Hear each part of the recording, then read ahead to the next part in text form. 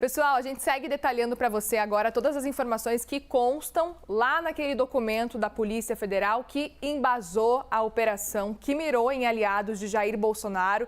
Tudo começou na última sexta-feira. A gente vai mostrar agora para você que imagens do circuito de segurança do Aeroporto Internacional de Brasília, que mostram, então, essas imagens que mostraram o tenente-coronel Mauro Cid desembarcando no Brasil com uma mochila um dia depois de fazer a Operação Resgate, apontada pela Polícia Federal para reaver aquele kit ouro branco das joias sauditas que, segundo a Polícia Federal, tinha sido vendido nos Estados Unidos. As imagens são do dia 28 de março desse ano, às 7h14 da manhã, da área de desembarque internacional. O circuito mostra, então, Mauro Cid na área de segurança. Depois, ele passa pelo scanner de segurança. Aí, Mauro Cid, então, nessa setinha vermelha, a gente consegue ver ele passando por esse scanner.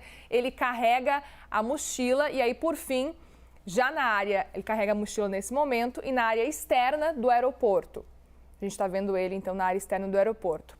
O trâmite todo durou 2 minutos. Para a PF, o militar Osmar Crivellati, o ajudante de ordens de Jair Bolsonaro, estava esperando Cid para receber o pacote de joias e aí depois devolver ao Tribunal de Contas da União, que, lembrando, determinou a inserção dos itens ao patrimônio público, porque são itens de patrimônio público do Estado. Mensagens mostram que os dois se falaram antes da viagem para combinar esse encontro e que Cid tinha receio de ser parado com essas joias sem um cadastro. Às 5h50 da tarde do dia 27, o Cid enviou a Crivellati a seguinte mensagem: manda cópia do cadastro dos presentes. Crivellati pergunta aí, desse aí? Cid retorna, isso, caso seja parado amanhã. Crivellati respondeu com ok, mas que não conseguiu achar. Aí às 10h38 da noite, Mauro Cid embarca e avisa o Crivellati. Previsão de pouso às 6h45 da manhã. E aí ele recebe o retorno: estarei lá. Na mochila entregue a Crivellati estariam parte dos itens desse kit ouro branco, que era o anel, as abotoaduras e um rosário islâmico. Já aquele relógio da marca Rolex, também parte do kit e vendido por cerca aí de R$345 mil, teria sido recuperado pelo advogado Frederico Wassef e devolvido no dia 2 de abril. A CNN não conseguiu contato com a defesa de Mauro Cid, já o Wassef negou que tenha participado de qualquer ação para compra ou recompra dessas joias e que é alvo de campanha de fake news. Em nota, os advogados de Bolsonaro afirmaram que o ex-presidente jamais se apropriou ou desviou quaisquer bens públicos. Volto a chamar agora, para a gente seguir repercutindo esse assunto, eu volto a chamar o nosso convidado, nosso analista convidado, o Cristiano Noronha, cientista político, vice-presidente da Arco Advice. Queria te ouvir sobre esse ponto agora. A gente está vendo muitos pontos que começam a incriminar aos poucos, principalmente Mauro Cid. Mauro Cid, que a gente precisa lembrar, inclusive, ele que está preso, segue preso não por causa desse caso das joias, mas por denúncias envolvendo a questão do cartão de vacinação, inclusive do ex-presidente Bolsonaro, a falsificação, a fraude desses cartões de vacinação. E agora tem esse outro ponto envolvendo as joias. E a percepção que a gente tem, Cristiano, é que quanto mais cavoca, mais coisa sai. Parece que é uma pontinha de um iceberg e aos pouquinhos vão aparecendo novas provas, novas informações sobre esse caso. E em todos os momentos, quando a gente fala desses presentes aí recebidos pelo ex-presidente, Mauro Cid, que é o ex-ajudante de ordens de Bolsonaro, ele está envolvido. Muriel, como a gente falou mais cedo, né, uma situação de fato bastante delicada do pessoal do entorno do ex-presidente Jair Bolsonaro.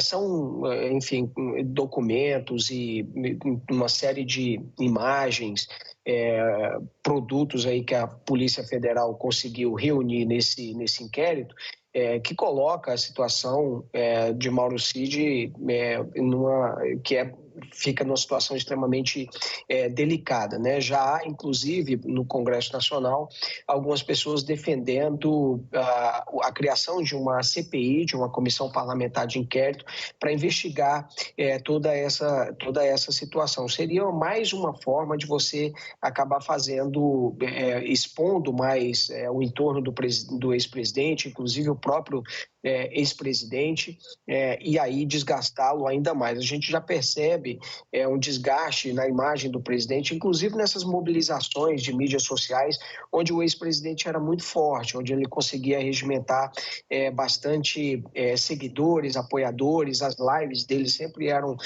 bastante visualizadas, né? Tinha uma audiência muito grande, inclusive o pessoal até compara hoje com as lives que são feitas pelo presidente Lula, que a audiência é bastante limitada, mas o fato é que a gente já começa a ver uma série de desgastes, quer dizer, desgaste político, desgaste nas mídias sociais, onde o presidente sempre foi forte, desgaste até político, veja que PP e republicanos estão aderindo ao governo, né? Lembrando que esses dois partidos apoiaram a coligação do ex-presidente Jair Bolsonaro também na estratégia de reeleição à presidência da República. Então, todo esse conjunto de coisas acaba deixando, de fato, gerando um grande desgaste político, eleitoral, de imagem e até na própria mobilização ou na rede de apoiadores que o ex-presidente Jair Bolsonaro tinha. E agora a gente já começa até a ver também em algumas situações pessoas até quando encontram ou Michele ou Jair Bolsonaro com um clima até hostil, né? A gente viu na semana passada, por exemplo, teve um incidente envolvendo a ex-primeira-dama, se eu não me engano, num restaurante, onde alguém também perguntou sobre as joias para ela, enfim. Então isso começa a virar muito contra o ex-presidente, o entorno dele, e fica cada vez mais um grande ponto de interrogação qual será a força que o ex-presidente terá para fazer um sucessor, para apontar alguém que ele apoie na campanha da eleição presidencial de 2026. E é interessante a gente até comparar, né, Cristiano, que o cenário lá nos Estados Unidos para Donald Trump, por exemplo, é um cenário parecido. Ele está sendo investigado em vários outros processos e, obviamente, no caso de Donald Trump, tem questões muito mais avançadas, inclusive para uma possível condenação de Donald Trump. E ainda assim, ele segue como favorito para vencer, por exemplo, as primárias republicanas. Ele segue, então, sendo como favorito. A popularidade dele vai aumentando. Parece que quanto mais processos, quanto mais investigações vão surgindo, mais as pessoas abraçam ele e aí ele vai crescendo cada vez mais nas pesquisas. Pelo menos é o que as pesquisas de opinião estão mostrando nesse momento lá nos Estados Unidos. A gente consegue traçar um paralelo com o que acontece nesse momento com Jair Bolsonaro? Uma situação delicada aí, que difere bastante da questão de Donald Trump, é que lá Donald Trump não está inelegível, ele não é inelegível, né? E aqui a primeira coisa que a gente tem é que o ex-presidente Jair Bolsonaro, ele está inelegível. Então, a situação do Trump é que ele pode concorrer à presidência da República e os votos serão dele. Aqui, a gente está vendo o ex-presidente Jair Bolsonaro passar por esse desgaste e a transferência de voto, Muriel, ela não é automática, né? Então, existem duas questões que vão ser fundamentais aí. A primeira, qual o tamanho do desgaste que o ex-presidente vai ter? Segundo, qual é o percentual de votos que ele consegue transferir desse eleitorado que o apoia? Então, é uma outra situação. Mas a gente vê também, de fato, uma situação similar, porque Donald Trump deixou a Casa Branca, ele passou por um amplo processo de desgaste, mas continua no jogo, né, no páreo. Não existe dentro do Partido Republicano alguém que possa, pelo menos neste momento, fazer algum tipo de contraponto a ele, né? Ele continua como o principal nome. Aqui, a gente tem outras alternativas também aparecendo, mas elas ainda não têm uma força eleitoral política testada ainda. O caso do Romeu Zema, que aliás passou por um desgaste recente por conta de uma crítica que fez aos estados do Nordeste, Eduardo Leite, que não conseguiu se viabilizar dentro do próprio PSDB, própria Michele, o pessoal já cogitou o nome dela, o Tarcísio de Freitas também, governador. Então a gente tem algumas alternativas, mas não se sabe ainda qual é o peso que essas alternativas têm, qual é a densidade eleitoral que esses nomes têm para fazer frente a uma eventual campanha, né, contra o presidente Lula. Cristiano, vou te dar um tempinho aí para você tomar uma água, porque logo mais eu volto a te chamar para a gente conversar mais um pouquinho.